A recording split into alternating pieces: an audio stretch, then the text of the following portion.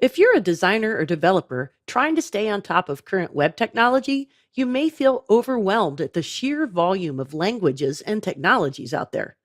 I frequently hear folks say that they're not even sure where to begin, and I remember thinking the same thing when I started out. I'd like to introduce you to CSS and show you how it fits into the bigger picture of web development.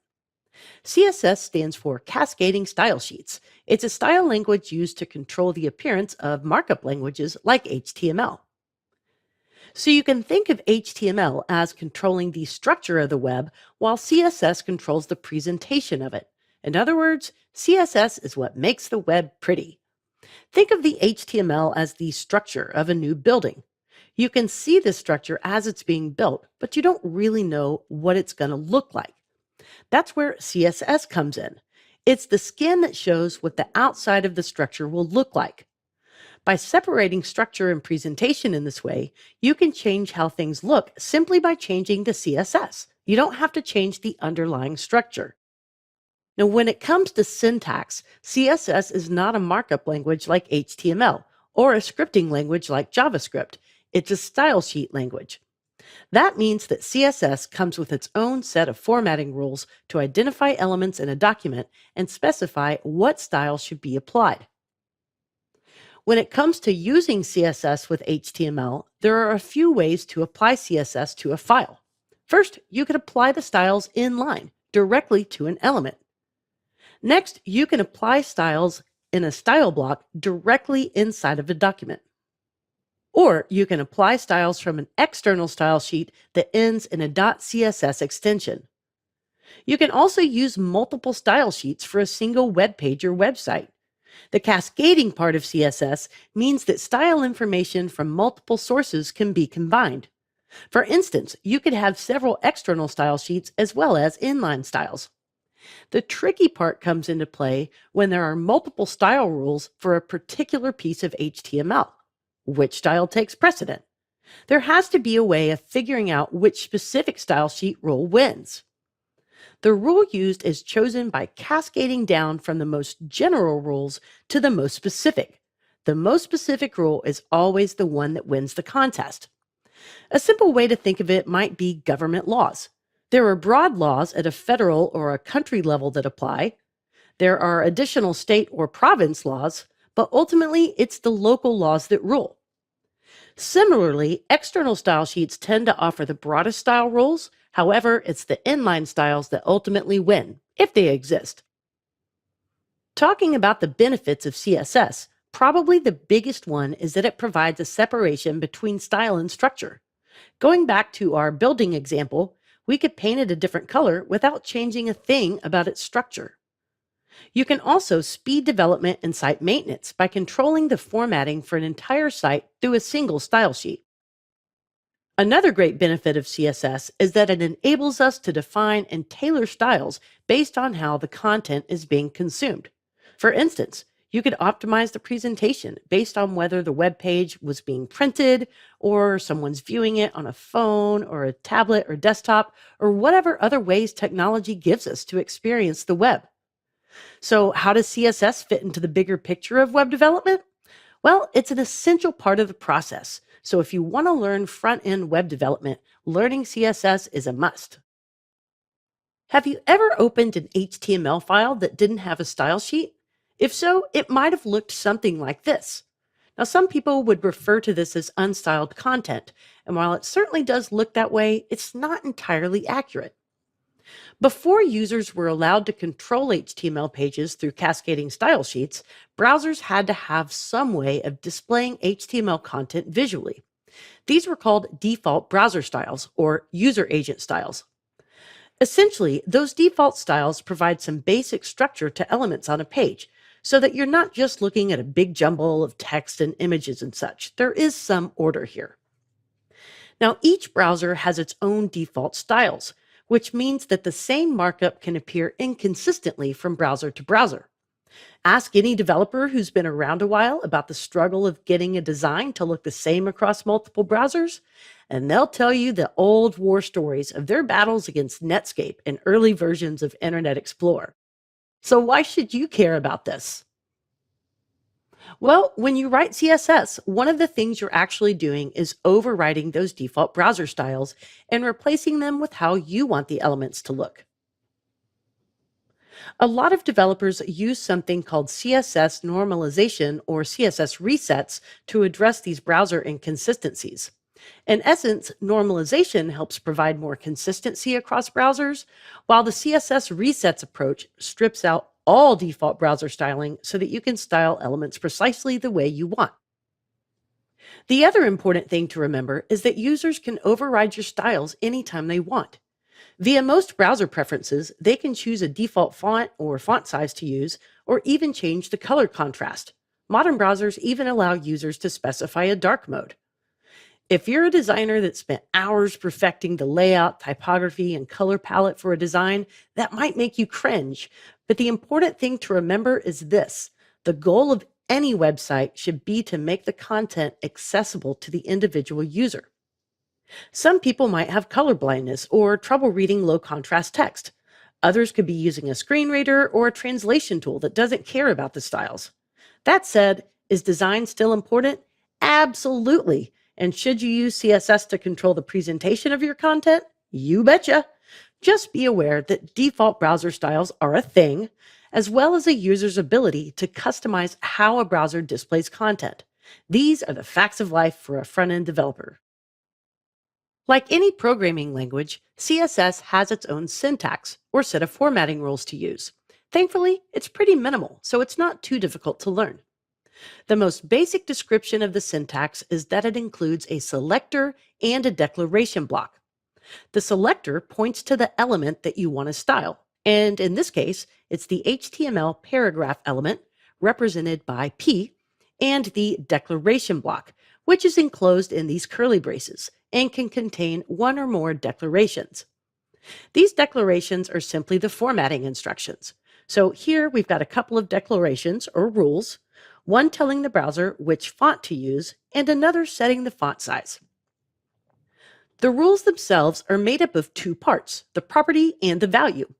These are separated by colons, and there's a semicolon to tell the browser to stop evaluating and move on to the next rule. That's really the basics of CSS syntax. Even though the syntax itself is pretty straightforward, there are tons of selectors and selector combinations that make it possible to get really granular control over page elements. You'll also need to learn the various properties you can set for each HTML element and the values that are allowed for that property. Now, while we're talking about syntax, I do want to mention the use of spacing.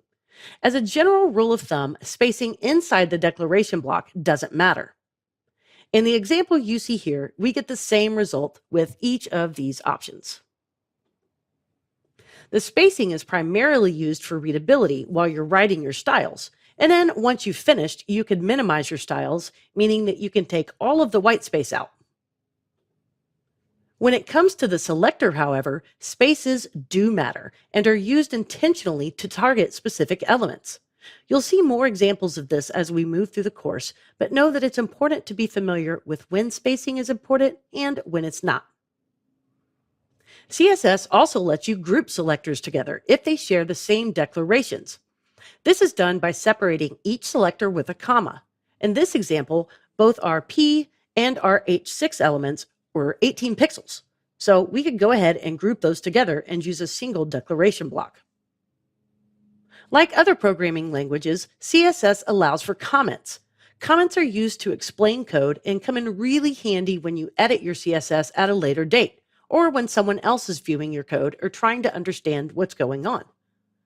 Comments are ignored by browsers, meaning they're purely there for documentation. They don't impact the styles in any way.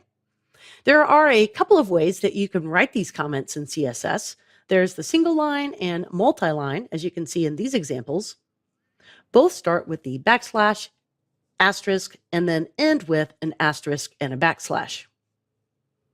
So beyond what we've covered so far in this movie, there are certain syntax rules you'll need to learn, such as shorthand notation, pseudo elements, pseudo classes, and inline style rules.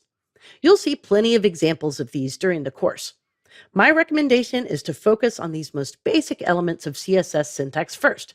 You'll be surprised at how quickly you pick up the rest. CSS selectors are what we use to find or target particular bits of HTML. The four most common selectors are type selectors. You may also hear these referred to as element selectors, the class selector, the ID selector, and the descendant selector. And the first one I want to start with is the most basic, and that's the type selector. Type selectors are global in nature, meaning they're going to affect every element of that type in a document. You just need to know what the tag is for a given HTML element in order to style it. For example, to style paragraphs, you'll use P. For heading 1s, you'll use H1. For an unordered list, you'll use a UL, and so forth. While these selectors are very efficient, they're also pretty broad, which is why they're most often used to set global site-wide styles. Another basic selector is the class selector. These match elements based on the contents of their class attribute. So in this example, I've got a CSS class called error, and in my HTML, I've got a paragraph tag with the class attribute containing the word error, and the output of this code combo will give us the word oops in red. The syntax for a class selector is a period followed by the class name. You can name a class anything you want and use it on as many elements and as many times on a page as you need. This makes CSS classes pretty popular and one of the most common selectors that you'll encounter. Next, we've got ID selectors. Unlike classes, IDs can only be used once on a page. In this example, the browser would find the element on a page with an ID attribute set to content, and then it would apply the styling specified by that ID selector. IDs are identified by the pound symbol in front of the ID name. Lastly, let me introduce you to the descendant selector. The descendant selector matches all elements that are descendants of a specified element. So in this example, the browser would find any span elements nested inside of a div element, regardless of how many levels deep down that span tag is. That's an important thing to note about descendant selectors. They can apply to any nested element, regardless of how deep it's found within the page structure. The syntax for this type of selector is written by stringing the selectors together and separating them with a space. The parent selectors are added first, followed by each successive nested selector. While there isn't a limit as to how many of those you can string together, you don't want to go crazy. More than 4 starts to get inefficient, as in there are performance implications. And being over-specific with your styling makes it really difficult to override that style later if you need to. That said, let's take a look at a couple of examples of how you could use descendant selectors. In this first example, represented by the orange here, the browser would locate any paragraph found within a div tag and then apply the styling. In the second one here, represented by the blue, we're going to look for any anchor element inside of a paragraph, which also happens to be inside of a div, and then we'll apply the styling. If we use both of these together, you can see that the style from the more specific selector combination is used. And that's the anchor inside the paragraph, inside the div. As you can see, descendant selectors allow you to be very specific. Although there are certainly more selectors available than the ones I've shown here, most of your styles will probably be written using the ones we've just covered. Learning how to write efficient selectors based on your document structure gives you the power to style every element on the page exactly how you want. In CSS lingo, a combinator is something we can use to explain the relationship between selectors. There are 4 of them, starting with the descendant selector that you learned about in the previous lesson. It's noted by a space between selectors. Next, there's the direct child selector, indicated by the greater than sign, the adjacent sibling selector, indicated by the plus sign, and the general sibling selector, indicated by the tilde. This will make more sense when you see it in action, so let's take a look. So here's the descendant selector, and this says that any span inside of a div matches. It doesn't matter if it's directly after the div or nested a few levels deep, all the spans inside of this div are targeted. Let's turn this into a child selector by adding the greater than sign between our div and our span. In this case, only span elements that are a direct child of the div are selected. There's another span there inside of a paragraph, but it's not a match since it's not a direct child of the div. Unlike descendant and child selectors, which deal with parent-child elements, sibling elements are on the same level, meaning they're not nested. The adjacent sibling selector uses a plus sign to separate two selectors. And adjacent means immediately following. So this selector means that we get a match only if we find a span after we've closed our div. The last combinator I want to take a look at is the general sibling selector.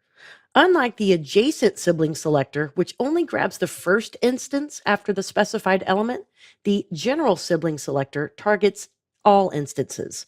So in this case, we've got all of the span elements adjacent to that div that would be a match. Now, all in all, working with combinators is definitely more on the advanced side of CSS, but I wanted to introduce it to you at a high level in case you find yourself looking at some CSS and wondering what these characters mean, the plus sign, the tilde, etc.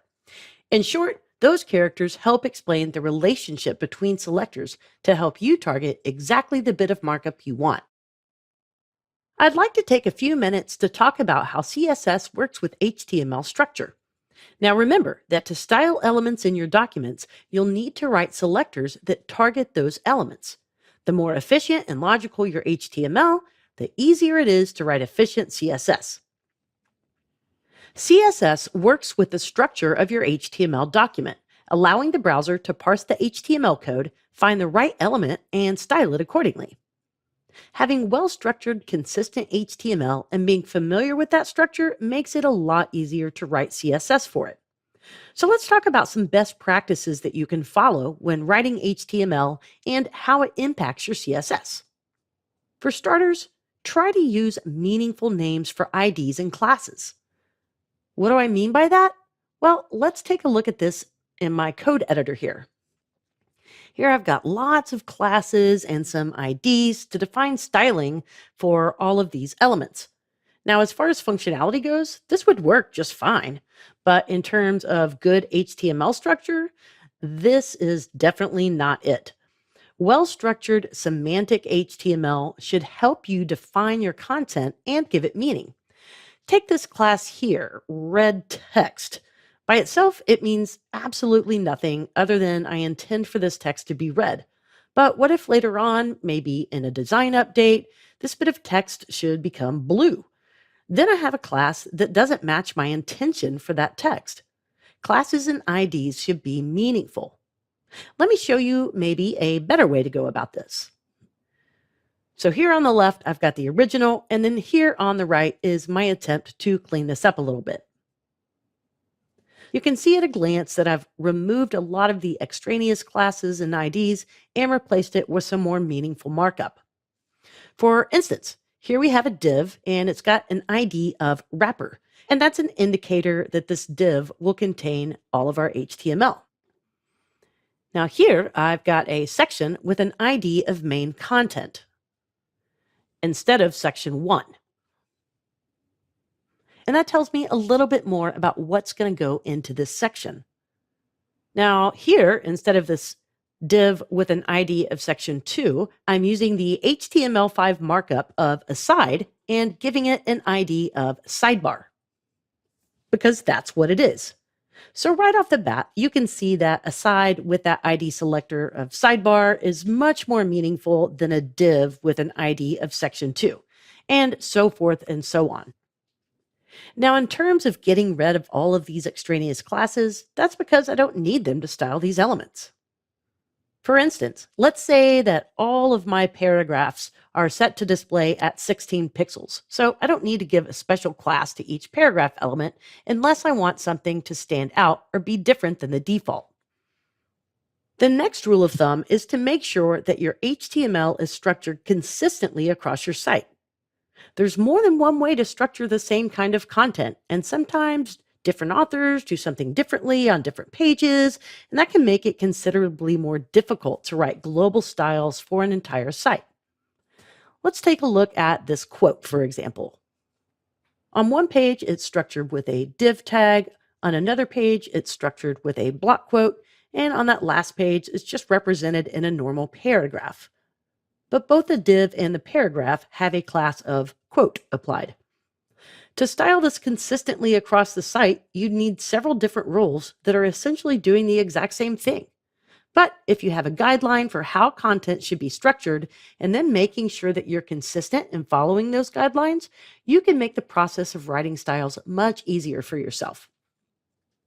My final piece of advice is to try and structure the code so that you're adding meaning to the content without even thinking about the styling. This approach might seem a little weird, but remember, the purpose of HTML is to provide a structure for your content that helps convey meaning. And if you're able to do this for your content, you'll find that you end up with much leaner, more descriptive code. That's a lot easier to style. If you're still getting your feet wet with HTML and want to dig deeper into learning semantic markup, there's a great course in the library I'd recommend. When authoring CSS, you have a few options available as to where you can write your styles. In this lesson, I want to cover those options and how they'll impact your overall site. Styles can essentially be located in one of three locations. First, you can write CSS in a separate file, which is called an external style sheet. Second, you can place styles in the head of an existing HTML document. This is referred to as embedded styles. And finally, you can apply styles directly to an HTML element, which is referred to as inline styles. Let's take a look at each of these in more detail. External style sheets are simply text files with a .css extension. You'll commonly see them named style.css or styles.css, but the name doesn't matter so long as it has a .css extension. You can author them with any text editor, and they'll generally hold multiple styles that are used to control an entire site or maybe a section of a site. And these styles are applied to pages by using a link tag in the head of an HTML document. External style sheets are probably the most efficient way of applying styles globally across a site.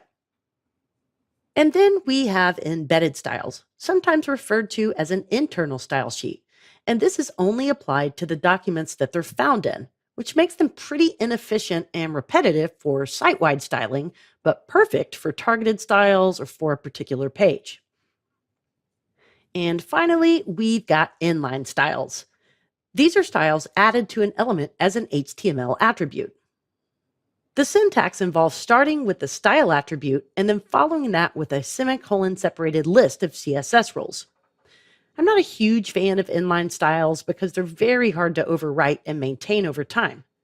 Editing an inline style means that you have to track down the element that the style is applied to and edit the HTML code directly. It's cumbersome and just plain inefficient. In terms of the cascade, inline style rules most always win, so it makes them very hard to overwrite. While there are some use cases for inline styles, be intentional about how you use them. For the most part, you'll find that the majority of your projects rely on external CSS files, with some occasional embedded styles used to overwrite those global styles. Regardless of where you place your styles, the most important thing is to have an overall strategy that controls site-wide styling with consistency. That'll make it easier for you to maintain or edit styles when necessary. When a browser displays a document, it's combining the document's content with its style information. This process happens in stages. Now, if you're on a high-speed internet connection, you'll probably never even notice a delay.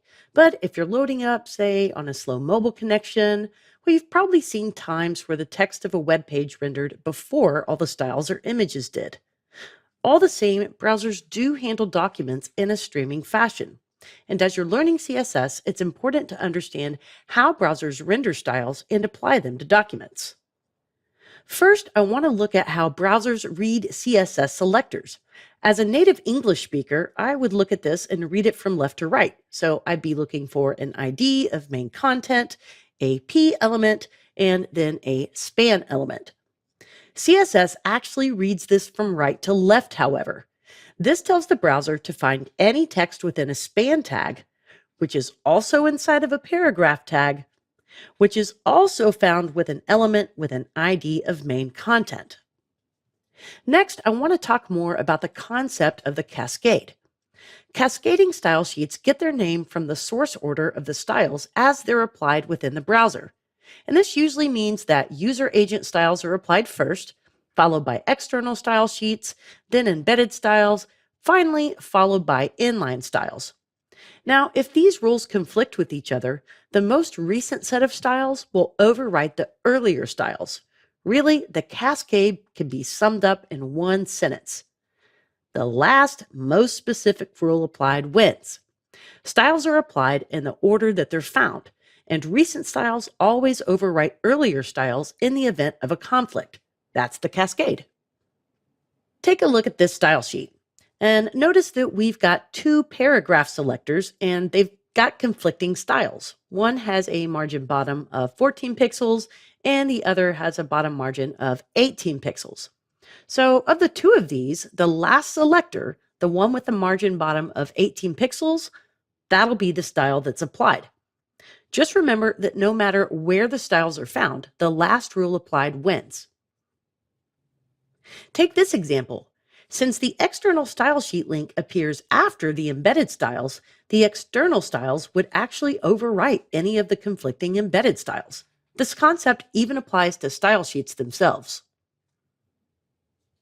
Next, I want to talk about an important concept called inheritance, which means that child elements will inherit some of the properties applied to a parent, though not all of them. But take this very common rule, for example. Here we've got a body selector that has a font color, a font family, and a font size. You can overwrite this, however. Let's say that I wanted all my main headings to be blue. Well, I could simply write a rule for that H1 tag and set the color.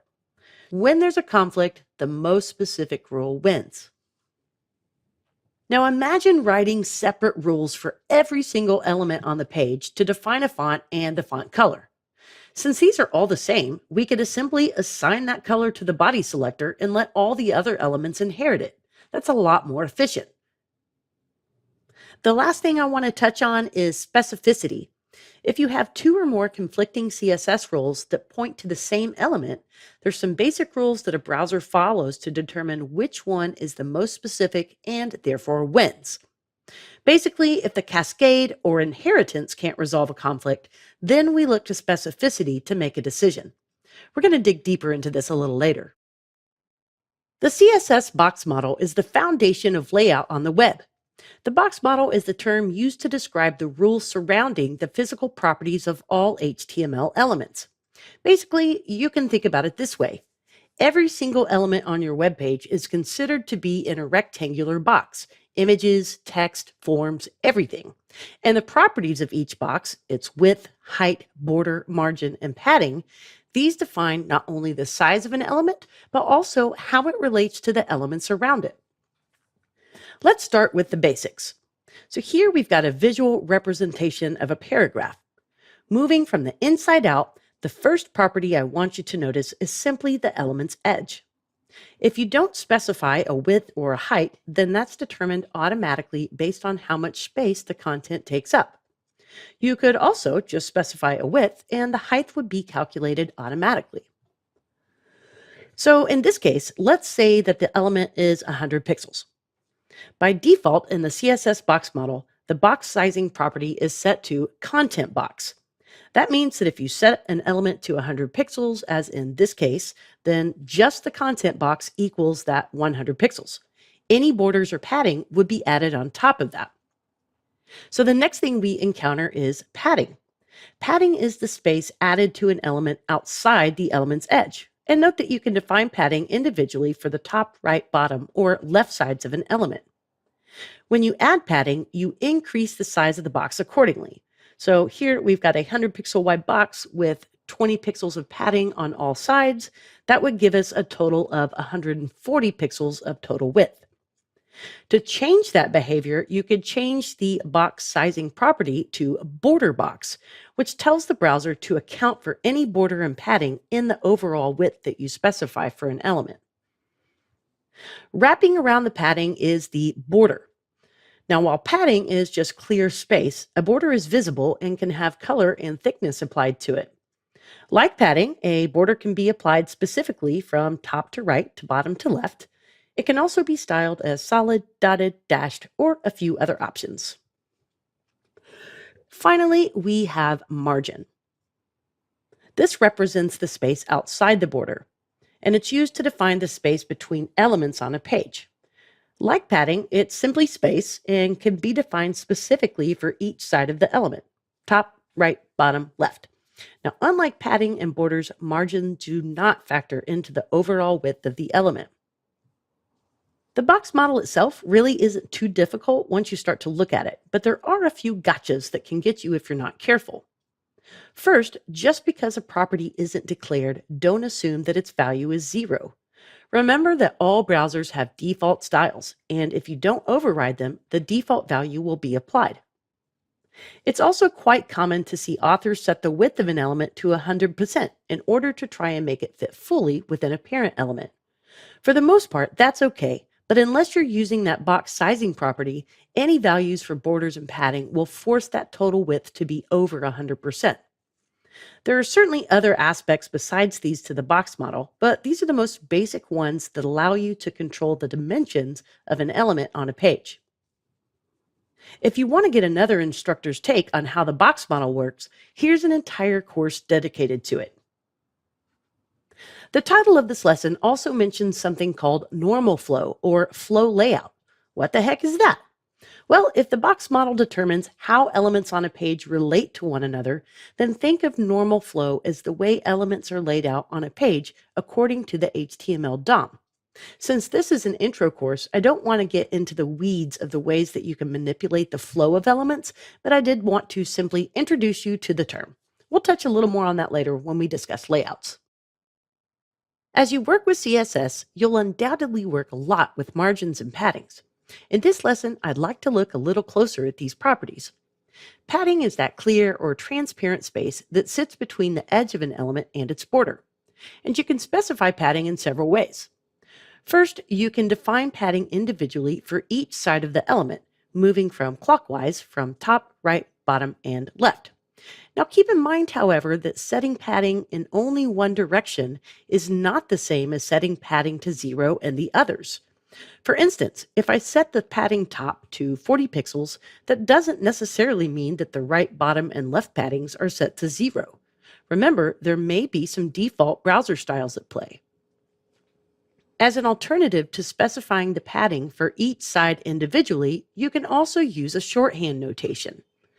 And there are 4 variations on this. First, we can define 4 separate values separated by whitespace. Now, these values are going to apply in the order of top, right, bottom, and left, respectively. Next, you can use 3 values. In this case, the first value will be applied to the top, the second value for the left and right sides, and the last value will be applied to the bottom. Now next, if your top and bottom padding are the same values, and your right and left padding are the same values, you can use a shorthand notation with just 2 values. In this case, the first value applies to the top and bottom, while the second value will apply to the left and right sides. Finally, if all sides share the same value, then you can note that via shorthand by just setting a single value for the padding that's used for all sides equally. The rules for padding are actually pretty straightforward, and if you're using a browser reset, then most elements start with no padding at all. Now let's move on to margins. Margins are applied outside of an element's border and represent the space between elements.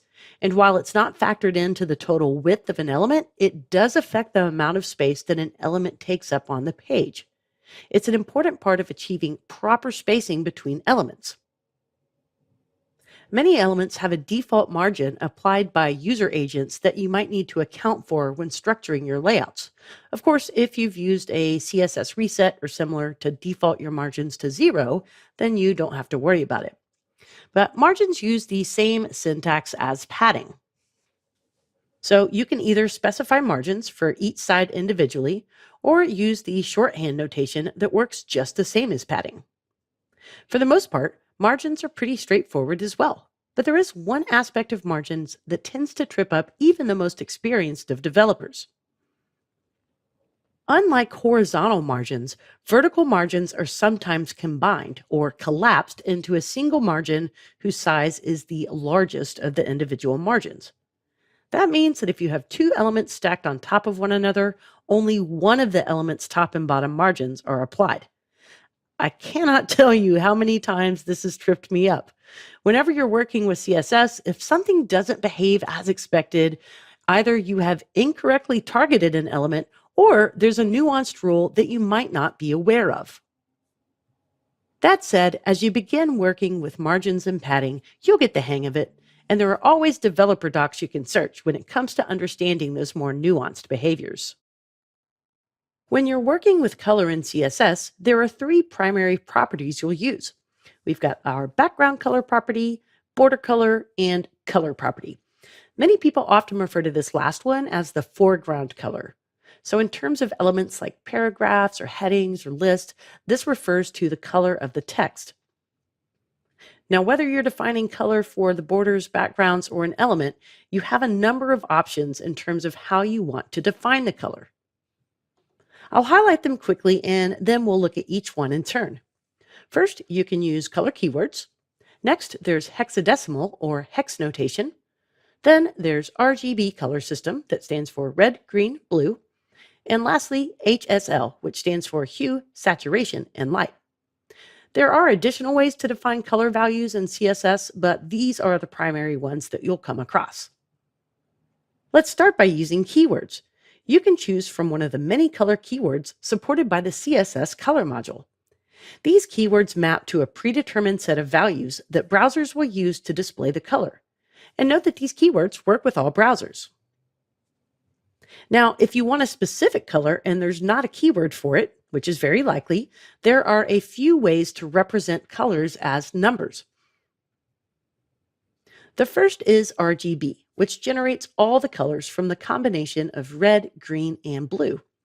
The color is indicated by the letters RGB, and then it's followed by three numbers separated by commas, where the first number indicates the intensity of the red, the second indicates the intensity of the green, and the third is for blue.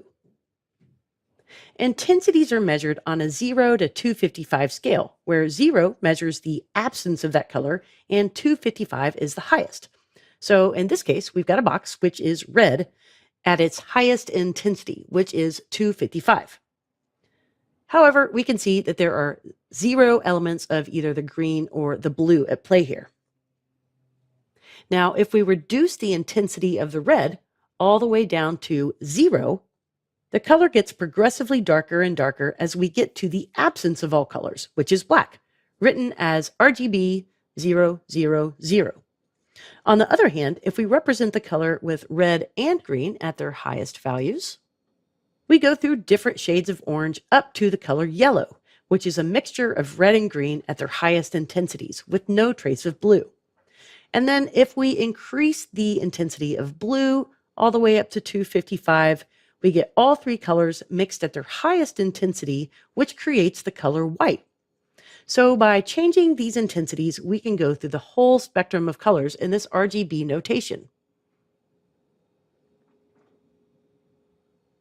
Next, we've got the hexadecimal notation to represent color values. Essentially, hex notation is another way of representing RGB color. It's noted as a pound sign followed by 3 hex pairs representing the red, green, and blue values of a color. With RGB, this full saturation of red is represented as 25,0,0. With hex notation, it's represented as pound sign FF for red, 00 for no green, and 00 for no blue. And similar to what we saw with the RGB color picker, we can use this scale to help us determine exactly what the notation would be. Now, because the calculations involved in converting RGB to hex, I think the hex color value is not quite as intuitive, but you will still see it commonly used. And then there's HSL, which is a mixture of a color's hue, saturation, and lightness. This is a more intuitive method of defining color, I think. So the HSL notation is specified by the letters HSL, and then the parentheses and 3 values that correspond to hue, saturation, and lightness. Now, the color's hue is represented as an angle on the color wheel, which ranges from 0 to 360. Red is 0, green is 120, and blue is 240, and other colors such as yellow, orange, and violet are found in between those values. The saturation represents the amount of color with 100% being fully saturated and 0% being grayscale. And then lightness tells us how bright or dark the color is. So here, let's pick a particular blue, and let's say the saturation is maybe going to be around 50%, and our lightness is going to be, around 30%. So that's how you would note that. And actually, in this example, you can actually see how the color value is referenced with both RGB and hex. Now, one more thing I want to show you about colors. For both RGB and HSL, CSS gives us an additional alpha channel, which specifies the opacity for a color. To do this, we use the RGBA notation instead of RGB, and that fourth parameter represents the alpha on a scale of 0 to 1, where 0 is fully transparent and 1 is fully opaque. And here you can see how those values translate to varying degrees of opacity for this red color. The idea is similar for HSL with alpha. The notation becomes HSLA with the fourth parameter representing the alpha value. Adding this fourth value to both RGB and HSL definitions allows you to have individual transparency settings for backgrounds, borders, and foreground colors. I know that's a whole lot, but just wanted you to see that CSS gives us tremendous flexibility when it comes to the way that we define colors for borders, backgrounds, and elements. In this lesson, I'd like to talk with you about borders and backgrounds, and we'll start with borders. The CSS border properties allow you to specify the style, width, and color of an element's border. Similar to margins and paddings, borders can be defined from the top, right, bottom, and left sides individually. Border syntax can get really wordy if you're specifying the style, width, and color individually. That's why I recommend going with the shorthand notation. This lets you set all three border properties at the same time for each individual side. Now, if all four sides are going to be identical, you can actually condense this shorthand further and just simply say border and then give it the properties that you want. One important thing to remember about borders, and that's that they do affect the overall width of an element.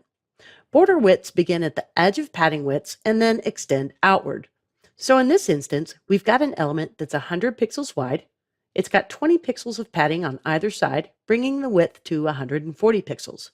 And then a 5-pixel border on either side, bringing the total width for this element to 150 pixels. Now let's talk a little bit about border styles. Border styles can be set in one of 10 values. There's none and hidden, which are very similar, except when tables come into play. And then there's solid, dotted, dashed, double, groove, ridge, inset, and outset.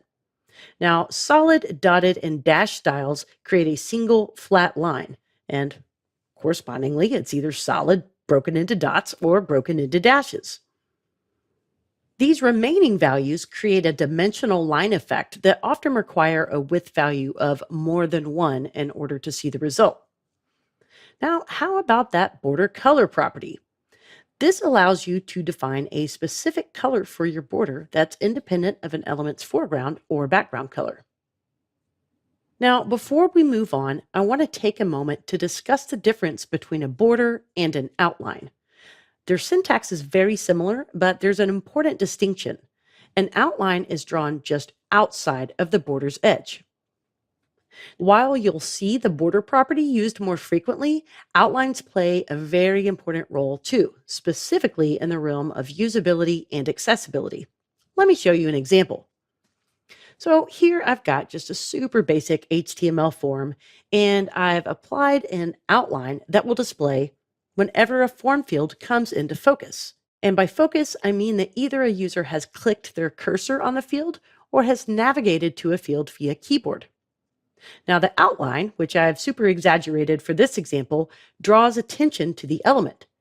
This might seem minor in this instance, but imagine a really crowded page or a page with maybe a bunch of form fields, and it's easy to lose your cursor or your focus. In this case, the outline provides a visual indicator showing me where I am on the page, and that's pretty helpful.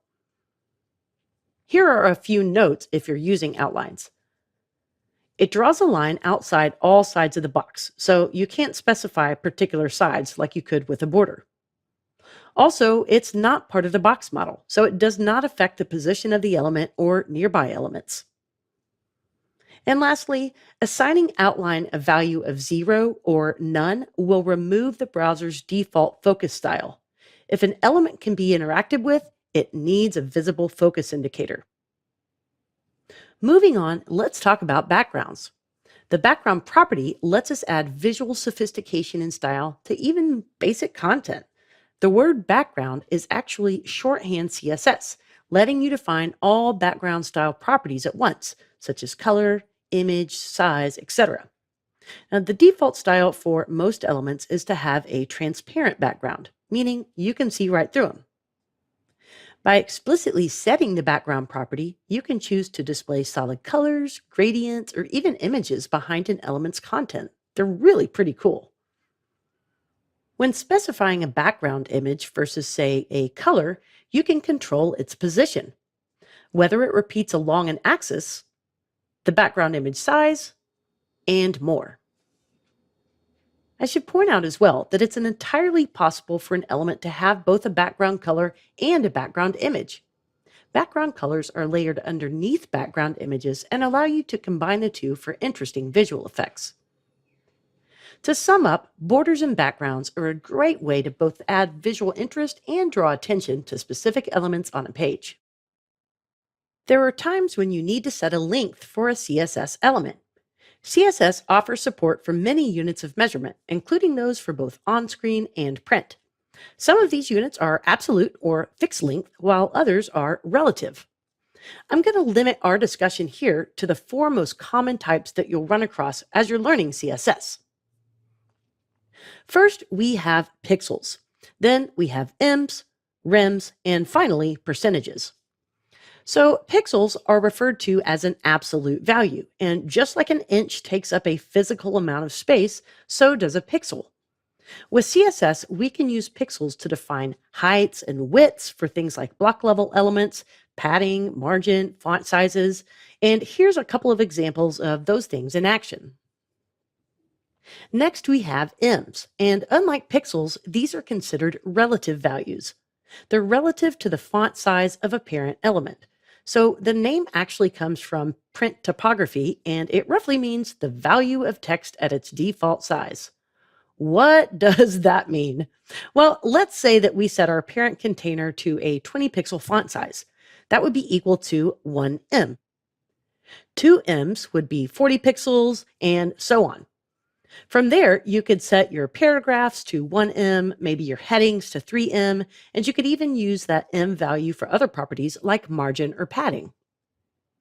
The cool thing about ems is that you can change the starting point of the parent element, and the overall size of em units will get bigger or smaller as you've designated, but the relationship between those elements will stay exactly the same.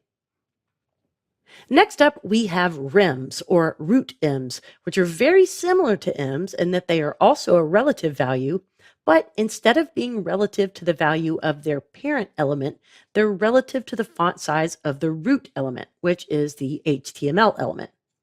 And if the HTML element doesn't have a specified font size, the browser default value of 16 pixels is used. So 1 rem would be 16 pixels, 2 would be 32 pixels, etc. This gives you a little more predictable control than ems, since we're relative to the root versus relative to a parent container. Now, in the development and design communities, there's a lot of debate over which unit of measurement is best for font sizes, and ultimately, that's going to be up to you and your design. Finally, we have percentages, and these are great for responsive layout as they let containers expand or shrink based on the size of the parent element. And just a note here, percentages are typically used on block level elements and not used for font sizing. I'm just scratching the surface. There's really a lot more when it comes to working with these and other units of measurement. So just be aware that there are various options available to you when it comes to setting the length of elements in CSS. When I first started working with CSS, one of the hardest concepts I struggled with was the cascade. It made sense in theory, but then I'd find myself struggling to get my code to do what I wanted. In this lesson, I'd like to demystify the cascade. So the CSS specification defines the cascade like this. The cascade takes an unordered list of declared values for a given property on a given element. It sorts them by their declaration's precedence, and then it outputs a single cascaded value. There's a lot there, so let's unpack that. We know that we can assign values to CSS properties and then target the element that it applies to. So that's the first part of the definition. So in this example, we've got multiple declared values for CSS properties that all apply to the site title. The next part of that definition is that it sorts this list of styles by the declaration's precedence. We'll talk shortly about what all goes into that, but just make a mental note here that if any of these selectors existed in isolation, the resulting output would be different for each. The final part of that definition is that it outputs a single cascade value. Essentially, it weighs the options and determines how to combine those. How does it do that? Well, the cascade is actually an algorithm. It factors in the various parts of a declaration and assigns each one a weight. The algorithm continues to cascade down until it finds a winner. Here are the things that the cascade algorithm checks, listed in order from highest weight to least weight. We've got origin and importance, specificity, the order of appearance, and inheritance. The highest weighted attribute that the cascade checks is a combination of the origin and importance of a rule. Origins can be either the user agent styles, any browser overrides set by an individual user, and then the CSS that you, as the developer, bring to the party. The importance of a CSS declaration is determined by the aptly named important syntax. Adding important to a CSS rule automatically jumps it to the front of the cascade algorithm. The next part of the algorithm involves specificity. This is how the browser decides which rule applies if multiple rules have different selectors but could still apply to the same element. For instance, here I've got the H1 element selector, saying that any H1s should be orange. But then I've got a class selector called entry header, and it's applied to that H1, and it says that the color should be blue. Well, what wins? In this case, the blue wins. That's because a class selector is more specific than an element selector. Now, source order refers to where the style rule is coming from, whether that's from a user agent styles, an external style sheet, etc. But it can even refer to the order that rules are written within a single style sheet. For example, here are two rules that could apply to the H1 element. The H1 ends up being colored orange because both rules have an identical element selector and therefore carry the same specificity, but the last one in the source order wins. The next concept is inheritance. Some CSS property values set on parent elements are inherited by their child elements. For example, font color or font family can be set on parent elements and then inherited by child elements. In this case, we're saying that we're going to set all text in the document to black, and then that's going to be inherited through all child elements unless a more specific rule pops up. And in this case, we have set spans to the color orange. Now, child elements don't always inherit properties from the parent. For example, if we set a width of 50% on a parent element, we wouldn't want all descendants to be 50% of that width. We get incrementally smaller and smaller. So in a nutshell, that's how origins and importance, specificity, source order, and inheritance work together to control how CSS is applied to HTML. And that, my friend, is the cascade. Fun fact. Each CSS rule actually has a weight score based on the elements that make up the selector. So the score is comprised of how many IDs are used, classes, and elements, and you get points respectively for each of those. So let's say we have an ID. Well, that gives us a point in this column. So our specificity score would be 1, comma 0, comma 0. But you could generally just read this as the number 100. Now, if we have a class, that's going to be 0, 1, 0, or you could read it as 10. And just a regular old HTML element is going to get you 1 point. Let's play with some combinations here and see how this works.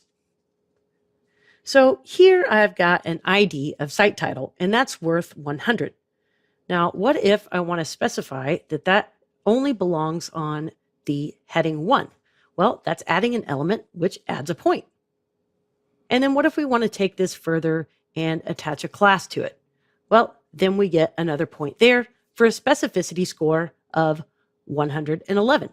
So you can see that if you were using, say, just the class of logo to target a specific element, but then somewhere else in your CSS, you had even just the ID, that would weigh more. Or if you had the HTML element in the mix, that would weigh more as well. And when we talk about weighing more, well, it's the highest score that wins, which makes it the most specific of the bunch. Practically speaking, I rarely find myself doing this math, but I did want to show you these calculations to show you that there actually is a method to the madness that is CSS specificity.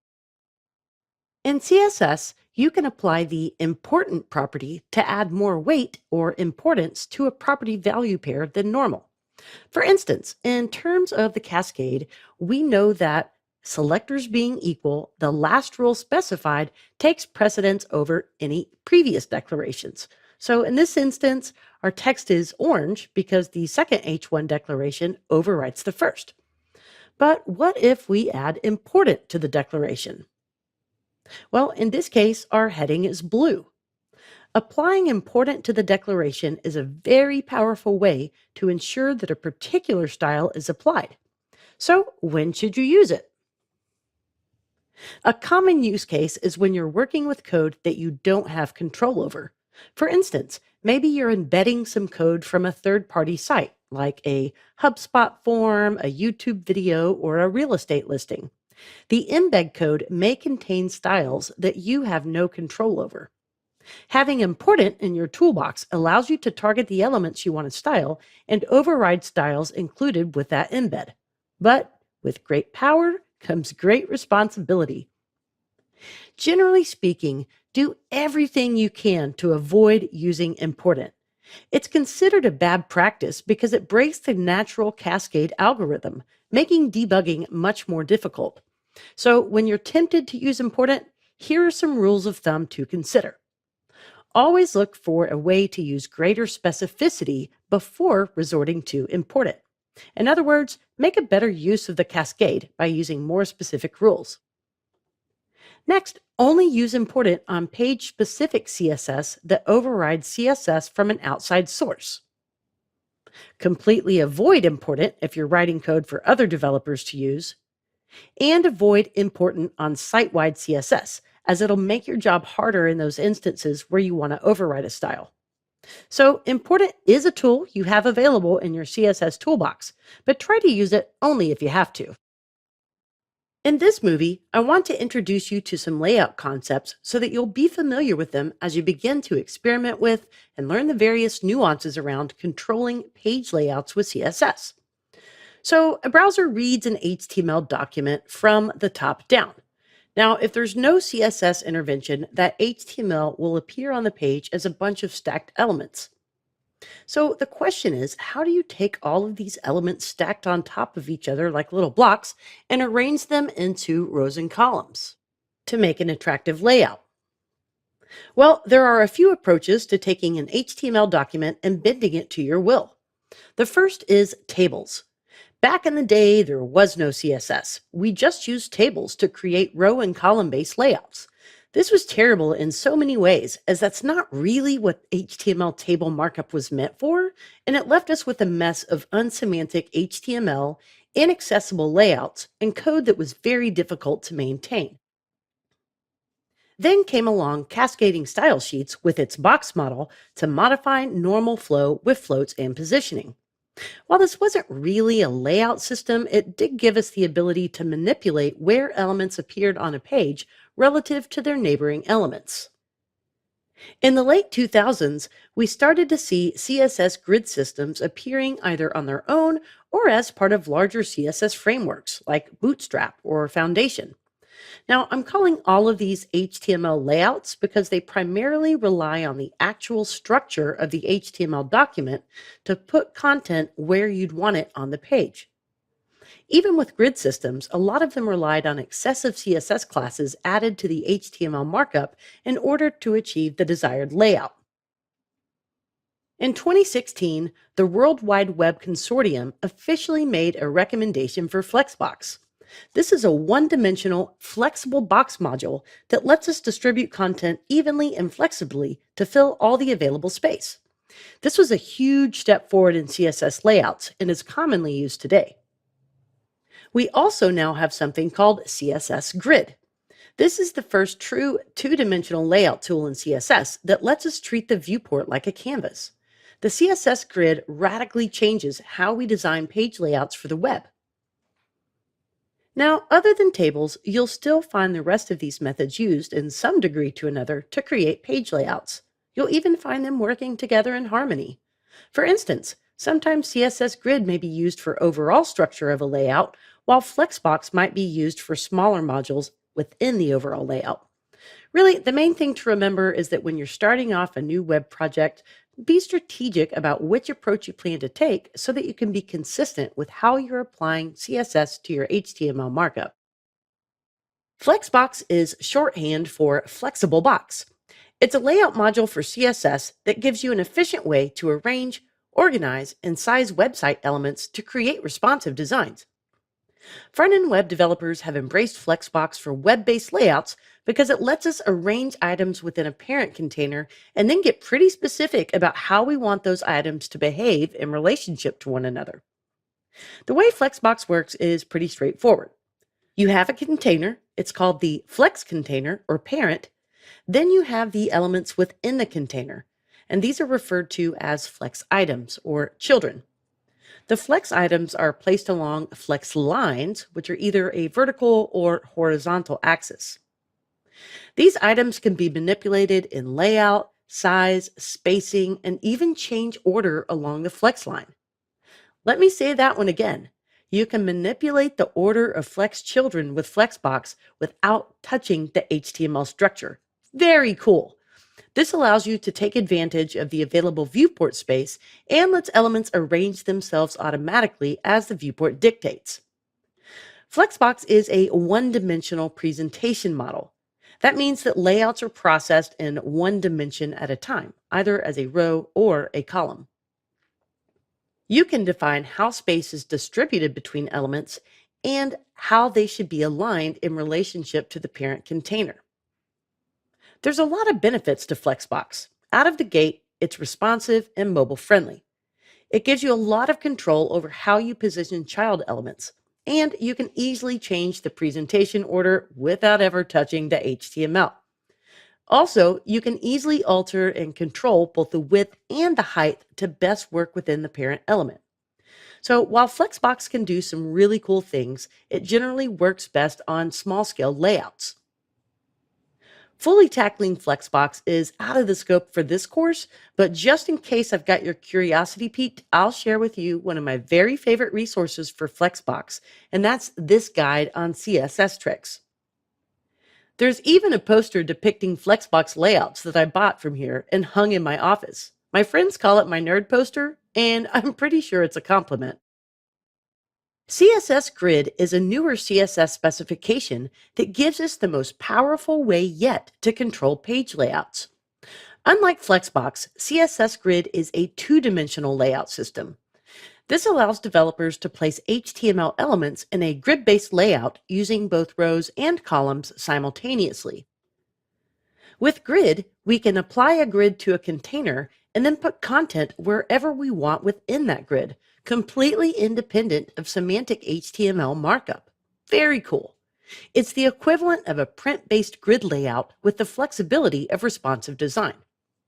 So let's take a look at some basic CSS grid concepts and terminology. So a grid is an element with its display properties set to grid. Grids have rows, and those are horizontal lines, and columns, which are the vertical lines. Next, we've got grid lines. Grid lines are the lines that make up the grid, and they can be horizontal or vertical. And a grid track is the space between two grid lines. Grid tracks can also be horizontal or vertical, representing rows or columns. A grid cell is the space between four grid lines, top, right, bottom, and left. And then a grid area is any area within the grid defined by its four outermost grid lines. And a grid area can cover multiple lines and contain multiple cells. In short, you define a grid and you either allow items to be automatically placed into cells defined by that grid or control their positioning. This is a huge step forward from where we've been with layout options. Earlier in the course, we talked about CSS reset and normalized CSS. Those are bits of code other developers have written that you can use in your code to save you the time of writing it yourself. Well, imagine that concept on a broader scale and you've got yourself a CSS library or framework. A CSS framework is a collection of CSS files with predefined rules for commonly used things like typography, UI components, layouts, and yes, even browser resets. There are benefits to using a framework such as cross-browser compatibility, consistent styling, responsive layouts, speeding up your development time, and even learning CSS just by studying other people's code. There are a ton of CSS frameworks out there, and many have come and gone over the years. Some of the more popular ones today include Foundation Sites, Bootstrap, and Tailwind. Now, as Flexbox and Grid have matured, I see CSS frameworks playing a lesser role in web development than maybe they did a few years ago. That said, CSS frameworks are certainly still alive and well, and it's just up to you whether you choose to use one. The way people visit and interact with the web has changed significantly as technology has evolved. In the past, web development was focused mainly on desktop computers and large monitors. But now we have smartphones, smart TVs, wearable technologies, and all other sorts of ways to consume the web. Responsive web design is a term used to describe an approach to web design or a set of best practices that are used to create a layout that can respond to a device. CSS gives us multiple ways to achieve this. One of the oldest ways to do this is through the use of CSS media queries. Media queries can be used to check many things, such as the width and height of a viewport, the width and height of a device, the orientation, like whether it's in landscape or portrait mode, as well as the resolution of a device. The media rule can even detect whether the device is a printer, an actual screen, or speech for screen readers that read a page out loud. Media queries let us perform these conditional checks and then write CSS accordingly. Next, there are modern layout methods such as Flexbox and Grid, and these are responsive by default. In Flexbox, Flex items will shrink and distribute space between the items according to the space available in their parent container. You can specify values to indicate how you want those items to behave when there's either more space or less space around them. CSS Grid allows the distribution of available space in a container across grid tracks, so Grid responds natively to whatever the container size is. Using media queries, we can also make typography responsive. For example, let's say we have a base font size of 20 pixels. We could then scale that up or down accordingly using rem units. Alternatively, you could use the viewport width to dynamically calculate font size. While an in-depth look at creating responsive layouts is outside the scope of this course, I wanted you to know that 1, it's a thing, and 2, that it's a very important thing. Creating responsive sites has become so important to web design that in 2015, Google started actively penalizing sites that weren't mobile friendly. As you're learning CSS, Be sure to keep in mind that while you're making beautiful websites, you also want them to be accessible to as many people as possible. If you'd like to dig deeper into responsive web design, I'd encourage you to search the library. There are plenty of resources. It's entirely possible to write valid, working CSS, but have the actual code be a hot mess of confusion and inconsistency. I'd like to share some tips for keeping your CSS clean and well organized. My first piece of advice is to use comments liberally. Comments help other people understand your code, and frankly, they help you understand your code if you've been away for a while and come back to it. Sometimes I'll look at old code that I've written and thank my past self for leaving my future self comments. Let's take a look at an example. So here we've got normalize CSS, and if we look at the source code, we can see that indeed the author has commented things liberally. The comments are used to break code up into sections, and then within sections, we've got descriptions of exactly what's happening.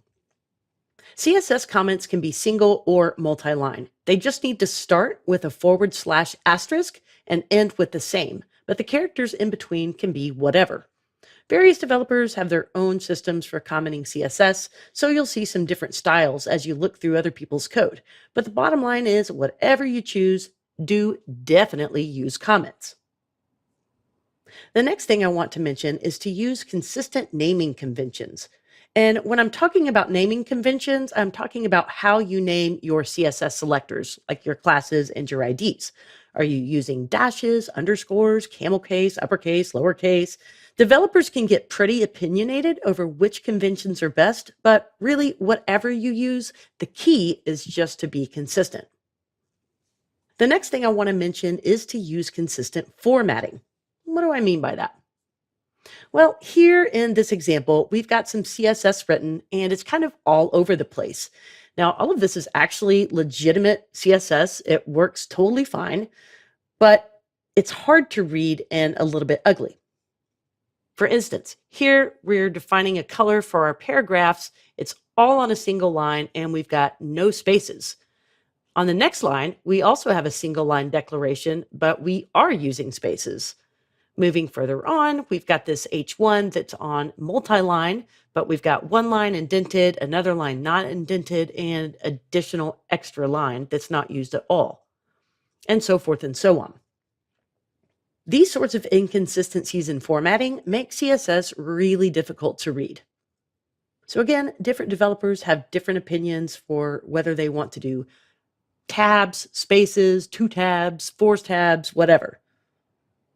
Unless you're trying to follow a specific standard, it doesn't matter which one you choose. The key is just to do it consistently.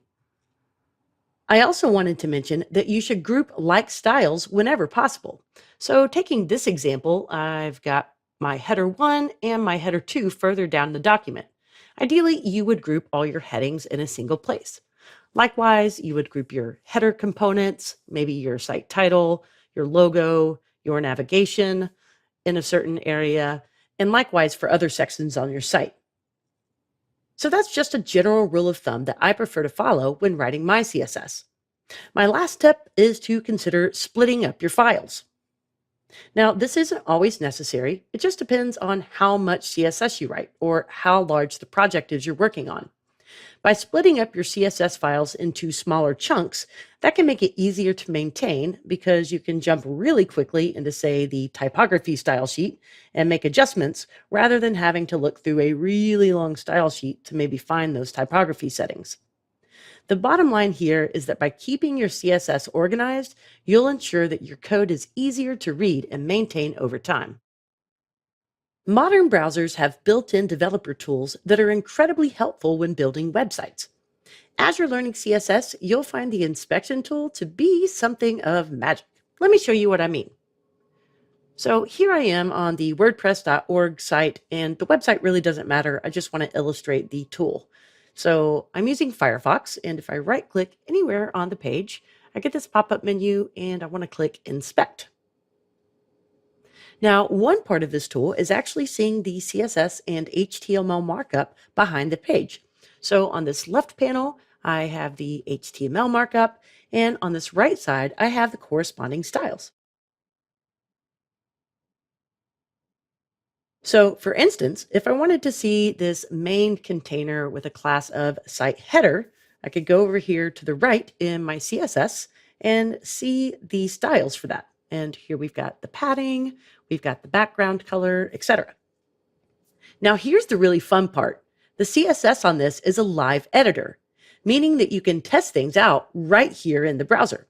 So for instance, let's say that I wanted to change the padding. We'll make it something absurd.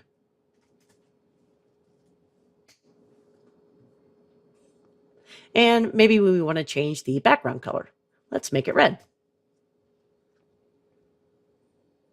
Now, I'm not actually saving this page or making changes to the actual document. It's just letting me manipulate it here in the browser. This is a really cool way to play with different CSS properties. It also shows you the total computed width of elements on the page. You can also scroll through the HTML and it'll highlight the corresponding element on the page. If nothing else, I find this tool is incredibly helpful just for getting some of the basics of working with CSS properties. Here I'm using Firefox, but different tools exist for all the major browsers. And I should note, there's no need to install these developer tools, they just come with the browser. So here they are for Firefox. Here's how to access the dev tools in Chrome. Here's how to access the developer menu in Safari. And lastly, the dev tools that are part of Microsoft Edge. Now, if that went too fast, just pause and rewind this video to see the URL for the browser that you'd like to use. As you start to style websites with CSS, you'll find these tools one of your most favorite in your toolbox. CSS is continually evolving. As a developer, you may want to take some new or experimental features for a spin before they're fully supported in all browsers. What we're looking at here is the official documentation for various specification modules, as well as their status. For instance, here we have the Flexbox module, and we can see that it's got a status of CR. Now, if we go down the page further, we can get an explanation for these status codes, and CR in this case means candidate recommendation. These are basically stages that modules can move through from their very initial development all the way through to being a recommendation and fully supported or mostly fully supported in browsers. Now, this is some pretty dense documentation on this page, and odds are you don't want to have to dig through it to find out whether you can use a particular CSS property. I'd like to introduce you to your new best friend when it comes to understanding adoption of CSS features across browsers. CanIUse.com provides up-to-date browser support tables showing which front-end web technologies like JavaScript, HTML5, and CSS are available for use. What does that mean? Well, you can simply type in the feature that you want to use. In this case, we'll type in Flexbox. And what I get is a table here showing support across various browsers and browser versions. There's also a statistic you can look at quickly to gauge how well a feature is supported. In the case of Flexbox, we're over 95% usage, so that's pretty darn good. We can still see that the status code is in CR, or candidate recommendation. So does that mean you shouldn't use Flexbox? No, it just means that it's still moving through the process of consensus. So let's take a look at another one, the animation property in this case. And here you can see pretty widespread usage. And it's only actually in the status of working draft. Can you use it? Well, unless you happen to know the majority of your users are on ancient versions of Firefox, Safari, or Opera, I'd say it's pretty safe to use it. Of course, there are a lot of other resources on this page, but basically, I just wanted to introduce you to caniuse.com and to share that if you're ever in doubt about using a particular CSS property, this is your easiest source of truth. Validating CSS, or any code for that matter, is simply a process of making sure that there are no syntax errors or invalid code. It's important that before you add your styles to a live website, that you're sure everything is error-free and working as you intended. I wanted to show you a couple of online tools that you can use to validate your CSS. So here we have the w3c.org CSS validator, and you can use it simply by typing in a web address. You could actually upload a CSS file or just paste your CSS directly in there. There's another similar tool called CSS Lint. And when you hear the term lint or linting or linter, we're not talking about what's deep in your pocket. We're talking about a code cleaner of sorts, a code check or validator. Depending on which code editor you use, you can generally find linters to add directly to your editor. So while these online tools are great for validating CSS, it's even better if you can test it right there in your code editor. Now, along with validating your CSS, there are also some tools for helping you clean up your styles and make sure that your formatting is consistent. One of them is this CSS Beautifier tool. Now, I'm going to take some ugly CSS and paste it into this spot. And I get some options for how I want this indented. And you can see over here on the right that it's cleaned up the output. It's made the spacing more consistent and the indentation consistent, etc. Again, there are similar tools like this that you could add directly to your code editor if you didn't want to use an online tool. It doesn't matter how you go about it. The bottom line is that it's up to you to produce valid, clean CSS.